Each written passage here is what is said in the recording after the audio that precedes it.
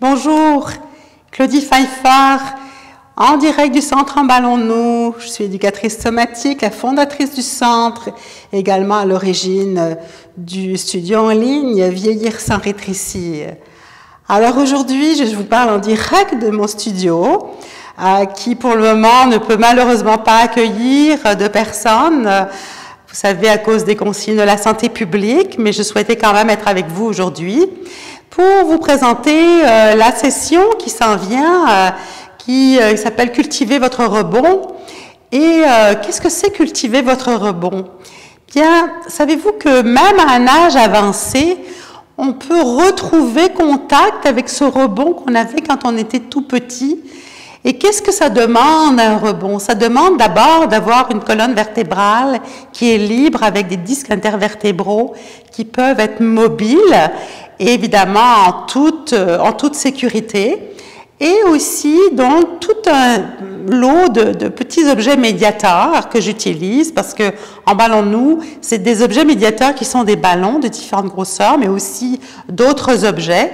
Et on peut, d'une certaine façon, retrouver le sens du mouvement et la coordination motrice qui va nous permettre d'avoir cet effet rebondissant à l'intérieur de nous. Parce que le grand ennemi, en fait, de la fatigue ou de la déprime ou je dirais aussi du processus de vieillissement, c'est d'avoir les fléchisseurs qui prennent de l'importance et qui font que petit à petit, on est plus tassé. Saviez-vous d'ailleurs qu'on est plus petit le soir que le matin? Pourquoi? Parce que nos disques intervertébraux qui sont en fait 80-90% d'eau, qui sont un peu spongieux, sous l'effet de l'attraction terrestre, eh bien, ils se tassent et donc notre poids est attiré par la gravité, par la pesanteur. Donc, on est souvent plus petit. Si vous rajoutez à ça des habitudes qui font que notre posture se dévie, des façons de bouger qui font qu'on est moins mobile, des parties de notre corps qui commencent à être un petit peu figées, eh bien, ça fait que toute la dimension rebondissante, l'effet domino à l'intérieur de notre corps disparaît, ou en tout cas, c'est pas que ça disparaît, mais c'est pas mal recouvert de poussière. Donc, la bonne nouvelle, c'est que quel que soit son âge et quelle que soit son expérience de vie, on peut retrouver cette capacité de rebondir. Et la façon dont moi je procède pour vous enseigner, ça passe d'abord par aller au sol, évidemment. Pourquoi? Parce qu'on veut justement ne pas avoir à gérer l'attraction terrestre, la gravité. Donc, on travaille au sol. Et ensuite, au sol, on va commencer à explorer des mouvements inhabituels pour retrouver la mobilité, la diversification de la mobilité de notre colonne, de notre cage thoracique, du rapport entre la ceinture pelvienne et la ceinture scapulaire. Donc, le fait d'aller au sol va en fait préparer notre corps à devenir plus mobile, donc quand on est assis et quand on est debout. Donc, je le fais de deux façons. Par Emballons-nous, les cours Emballons-nous, c'est une façon de retrouver la fluidité, de retrouver cette dimension fine d'exploration, un petit peu comme si on veut faire couler l'eau qui n'aurait pas coulé depuis un certain temps.